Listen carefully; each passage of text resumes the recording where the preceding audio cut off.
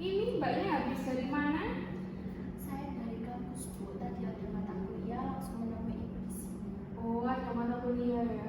Kalau ada mata kuliah itu berangkatnya jam berapa kalau dari rumah? Kalau boleh tahu. Tadi kan mata kuliahnya jam 8, jadi saya berangkat pukul 7.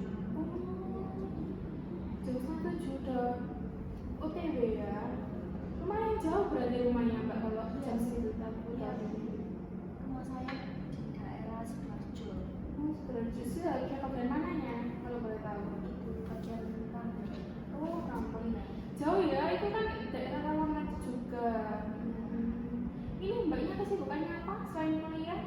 Saya hanya kuliah saja sih. Oh, kuliah saja. Nggak ikut kegiatan apapun kayak Dimas, SMA atau UKM dan tari nggak ikut? Oh, nggak ikut. Ini mbak kita duduknya dinyamani dulu, relax. Jangan mau terlalu banget ya. Ini kan kita udah ngobrol lumayan banyak. Kalau boleh tahu dan boleh kenalan sama mbaknya, namanya siapa? Nama saya Agita Nurhati, bisa dipanggil Agita. Oh, Mbak Agita. Nama saya Ida Nurfa Maria, biasanya panggil Bu Ida. Terus sama Mbak Agita mau panggil Kak, Bu, terserah. Senyamannya aja. Saya senang dia bertemu dengan Mbak Agita. Ini kan Mbak Agita kesini dan menemui saya kan pasti ada tujuan dan atau hal yang lain lah yang ingin dibicarakan dengan saya. Boleh diceritakan? Ya, jadi saya mempunyai permasalahan dari manajemen waktu belajar saya seperti itu. Oke, baik. Sebelumnya Mbak Agita pernah mengikuti proses konseling? Belum maju sama sekali. Belum pernah sama sekali. Di sini saya akan jelaskan sedikit tentang proses konseling ini seperti apa terlebih dahulu ya. Proses konseling adalah pemberian bantuan antara dua orang atau lebih, antara konselor dan konseling seperti apa? Seperti saya dan Mbak Agita, maaf. Nah, di sini konselor itu hanya sebagai fasilitator saja. Untuk keputusan saya kembalikan lagi ke Mbak Agita. Untuk durasi kita lakukan hari ini selama 30 menit. Apakah Mbak Agita setuju? Misal lebih dari 30 menit Kalau lebih dari 30 menit nanti kita jadwalkan lagi. Saya free-nya di hari Rabu sama Jumat jam 9. Bagaimana? kalau di hari Rabu jam 9. Boleh Mbak Agita? Kalau Mbak Agita free hari itu kita bisa lakukan kembali ke jam tersebut. Kita kembali lagi ke permasalahan Mbak Agita tadi. Boleh diceritakan secara detail kepada saya? Saya tuh mengalami permasalahan manajemen waktu. Jadi saya tuh lebih memilih kegiatan yang lain daripada belajar. Kalau boleh tahu sejak kapan Mbak Agita seperti itu dan merasakannya itu mulai dari kapan? Sejak saya masih di bangku SMA. Itu paling parahnya kapan? Paling parahnya itu saya waktu masuk kuliah. Baru-baru berarti kan? Iya. Apakah Mbak Agita merasa gak bisa memanage setiap hari? Apa ada pengukuran tertentu kayak aku dosen ini harus bisa, harus maksudnya suka gitu loh, gak mepet-mepet gitu, lebih dikerjakan langsung pas waktu dikasih tugas sama kami. Semuanya sih menurut saya itu nggak dari semua mata kuliah itu saya seperti itu. Jadi kan setiap hari kan ada tugas kuliah hari. Saya itu setiap hari itu males gitu kerjakan. Berarti hampir setiap hari ya. Mbak Agita gak bisa memanage waktunya itu seperti apa? Seperti apa kalau boleh dijelaskan secara detail? Saya tuh lebih menunda-nunda waktu mengerjakan mepet deadline seperti itu. Terus saya tuh lebih memilih, kadang lebih memilih bermain bersama teman, pergi ke mall seperti itu.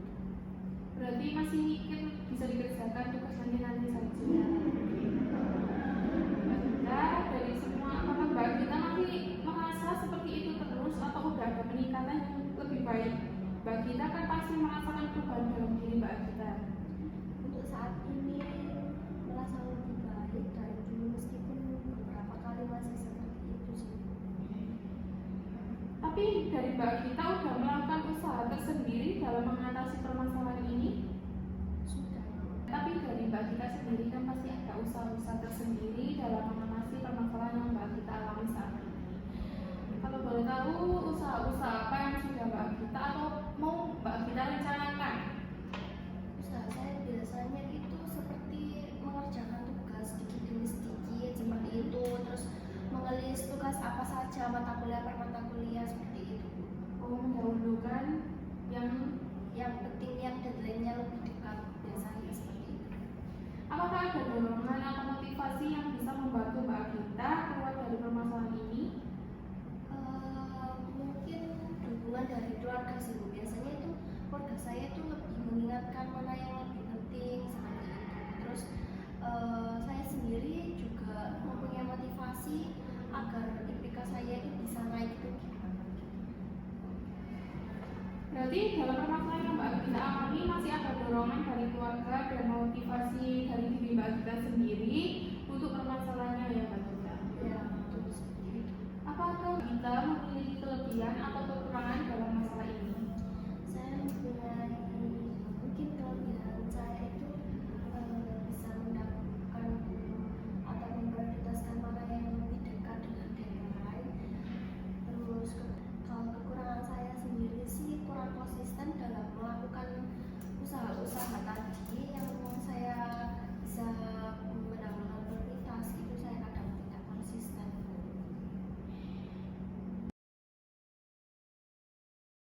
Baik Mbak Gita, mengenai regulasi diri, bagaimana Mbak Gita dalam mengontrol diri ketika nggak bisa memanage waktunya tersebut dalam hal belajarnya? Saya pertama-tama saya itu mengelis tugas mata kuliah per mata kuliah, terus saya itu mengerjakan perjalanan sedikit demi sedikit, terus mendahulukan yang deadline-nya itu lebih dekat. Oke, baik Mbak Gita cukup baik dalam mengontrol dirinya dengan membuat jadwal dan tidak panik dalam masalah tersebut. Iya, betul. Dalam masalah ini, apakah ada dorongan dari keluarga atau teman yang suka mengerjakan mepet-mepet yang membuat Mbak Gita mencontoh lah seperti itu? Atau kebalikannya, mereka cukup membantu dalam Mbak Gita dalam permasalahan ini kan memberikan dorongan untuk Mbak Gita mengerjakan tugasnya itu, ayo kita kerjakan tugasnya, jangan suka mepet-mepet kayak gitu. Kalau dari lingkungan sih cukup membantu sih Bu ya, dorongan yang positif buat saya agar tidak menunda-nunda tugas seperti itu. Dan terkadang saya sendiri yang tidak konsisten dalam melakukan semua itu.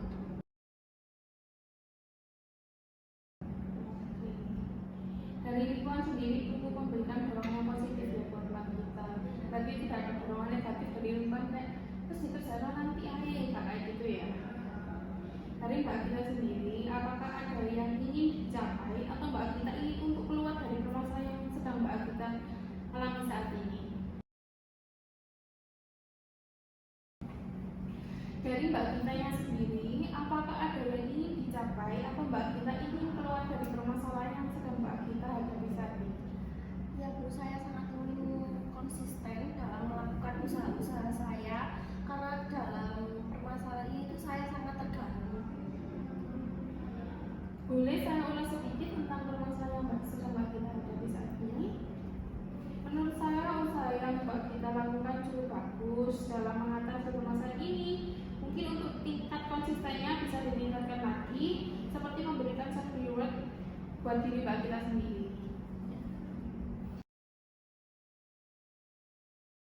Oke, terkait permasalahan Mbak Gita bicarakan tadi, Ibu akan membantu Mbak Gita dengan menggunakan teknik kontrak perilaku. Mbak Gita sudah tahu tentang teknik kontrak perilaku itu seperti apa? Belum tahu. Saya jelaskan sedikit. Kontrak perilaku adalah bukan yang tertulis antara konselor dan konseli untuk menguraikan kewajiban konseli dalam memenuhi persyaratan kontrak serta kewajiban konselor setelah konseli memenuhi kesepakatannya. Jadi nanti Ibu akan membuatkan Mbak Gita lembar kontrak perilaku yang berisi hal-hal yang akan Mbak Gita dapatkan apabila Mbak Gita berhasil untuk mengubah perilaku Mbak Gita, dan hal itu akan menjadi persetujuan kita berdua. Ya, itu saya paham. Tapi sebelum itu Ibu bertanya terlebih dahulu, apakah Mbak Gita sedang memikirkan sesuatu yang sangat Mbak Gita capai belakangan ini? Kayak Mbak Gita itu pengen beli ini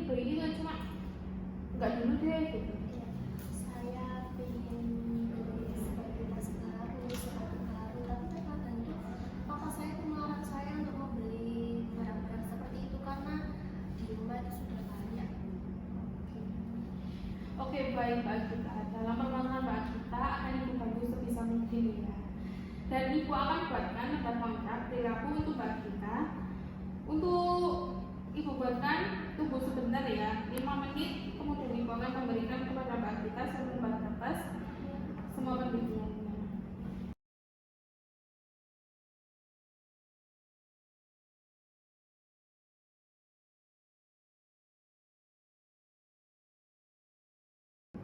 Ini Mbak Gita, lembar kontrak perilaku bisa Mbak Gita baca. Ini contohnya seperti ini ya. Ya, perlu saya baca ya. Oke.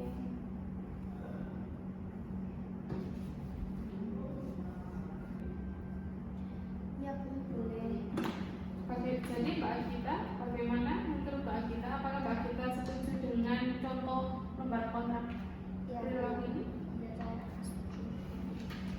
Ini permasalahan Mbak Gita lagi apa? Masalah saya itu menunda-nunda mengerjakan tugas.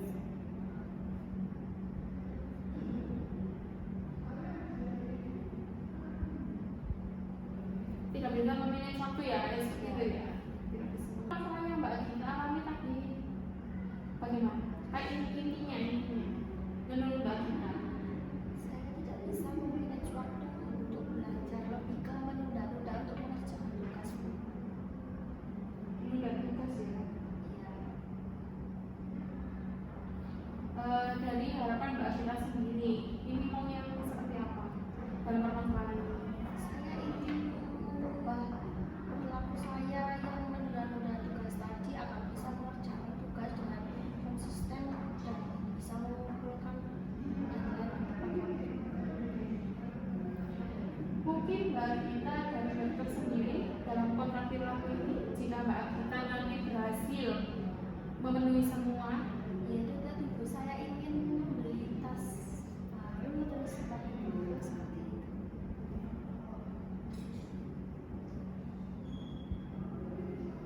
ini saya udah tulis semuanya dari permasalahannya Mbak Gita, harapannya, terus tujuan yang ingin Mbak Gita capai.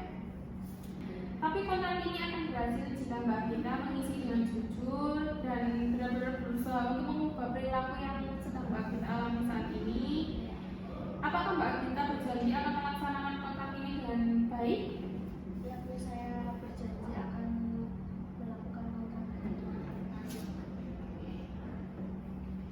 Iya Mbak Gita, jadi hal yang harus Mbak Gita lakukan ada sesuai list yang sudah Mbak Gita buat. Jika Mbak Gita sudah menerapkan dengan baik dan bisa mengumpulkan tepat waktu tugasnya, maka Mbak Gita bisa memilih salah satu, baik Mbak Gita ingin membeli tas baru atau sepatu baru sesuai yang Mbak Gita inginkan.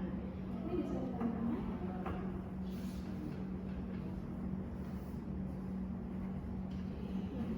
Ini sudah sesuai ya kontrak perilakunya, kita setuju yang kedua. Oke, Bu, saya akan mengerjakan semuanya dari kontrak perilaku yang sudah kita buat tadi. Bagaimana, Bu, jika saya melanggar kontrak perilaku ini, apa konsekuensinya? Jika Mbak Gita melanggar dan baik, Mbak Gita tidak akan mendapatkan apa-apa dan harus diketahui hadiah ini hanya sementara untuk memotivasi Mbak Gita sebagai langkah perubahan perilaku yang Mbak Gita alami saat ini. Ya, Bu, baik. Apakah kontrak perilaku ini bisa dimulai hari ini? Iya Mbak Gita, kontrak ini bisa dimulai hari ini dan nanti Ibu mau minta nomor Mbak Gita untuk kerjasamanya agar kontrak ini bekerja sama dengan baik. Dan Papa Mbak Gita akan mengevaluasi perkembangan Mbak Gita nanti. Misalnya Mbak Gita kan ya mungkin tidak jujur dari Papa Mbak Gita itu bisa memberikan info kepada saya gitu loh. Baik Mbak Gita, kita melihat perkembangan 1 bulan ke depan. Apakah Mbak Gita sudah paham dalam semuanya? Apakah ada yang ingin ditanyakan lagi? Sudah cukup. Sudah ya. Baik, terima kasih banyak buat Mbak Gita telah mengikuti proses konseling kita hari ini. Dari saya berterima kasih banyak buat Mbak Gita sudah berani menemui saya. Dan ini proses konselingnya sudah 30 menit lebih ya. Kita akhiri sampai di sini karena waktunya sudah habis. Baik, Bu, saya pamit dulu ya. Iya Mbak Gita, saya antar ke depan ya.